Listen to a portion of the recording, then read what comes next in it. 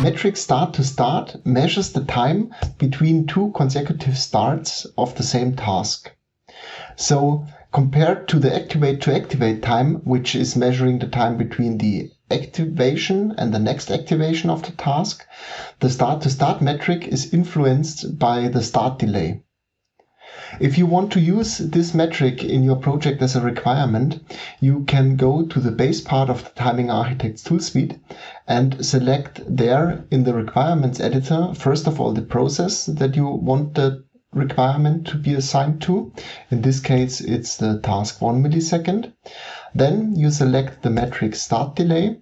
And in this example, we're going to set a lower limit and an upper limit for the start delay. So we want to make sure that this periodic task is not only activated every millisecond, but that it is also starting within this period with an acceptable jitter of plus minus 10%. So this means we will have a critical requirement for the start time of the 1 millisecond task whenever it is higher than 1.1 millisecond or if it's below 0.9 milliseconds. In the TA tool suite, you can now see the evaluation results of your simulation or of the verification of your scheduling trace. First of all, in the Gantt chart, you can see which task has been executed at which point in time, and also here on the left side on which core these tasks were executed. On the process table, you can now find the task 1 millisecond, and the process table shows you the minimum, average and maximum start to start time for these tasks. Also, in parallel, it's displaying here the activate to activate time. What you can learn from this metric table already is that the activation time of the 1 millisecond task is very precisely to its period. So it's really activated every millisecond. But the start to start time, so the time between the task takes until it runs again, is actually not as close to the 1 millisecond as you would expect it.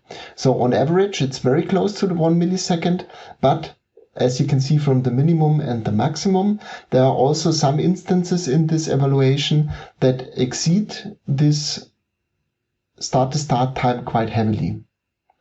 We will also see this if we have a look at the requirements table here now.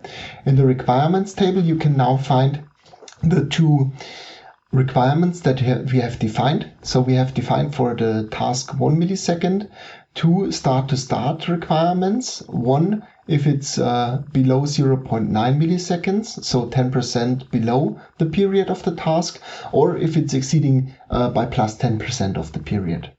And we can see that there are more than 400 violations in this evaluation result. We can now drag and drop this requirement into the Gantt chart, and you can see that these red arrows appear here. So every time you see this red arrow, this indicates the violation of this start to start requirement. So this means from the start of this task until this task, we have a start to start time which is lower than 0.9 milliseconds. If you want to have a closer look at this, you can also open up a histogram and drag and drop the requirement into the histogram directly. Now you can see all the start to start values that were measured, and what you can learn from it is that in many cases the start to start time is quite close to the period of the activation time of the task, meaning 1 millisecond, but in some cases it's below this threshold of 0.9 milliseconds. You can also drag and drop additionally the upper limit, and then you can see that also here on this side there are a lot of tasks violating the requirement since they took more than 1.1 millisecond from start to start. If you want to analyze the most extreme outliers here in this case, you can go ahead and mark them in the histogram. You right click and you send this selection to the clipboard. Now here on the bottom right, you can see all the tasks that have been marked here in the histogram. And if you double click on these, You're jumping directly to the point in the Gantt chart where this violation happened.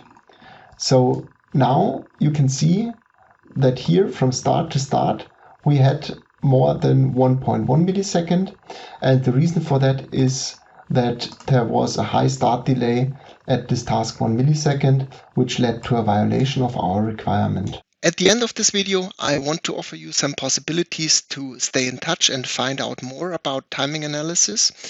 For that, I'm inviting you to join the LinkedIn group Runtime Analysis in AutoSAR Projects.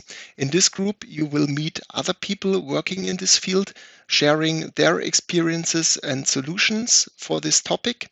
And you will, of course, also be able to engage in discussions and ask your questions there. Just search for the group directly on LinkedIn, or if you want to have it easier, I put a QR code here in the video, so you can simply scan the QR code and you will be redirected to this group. Would be happy to have you in the group.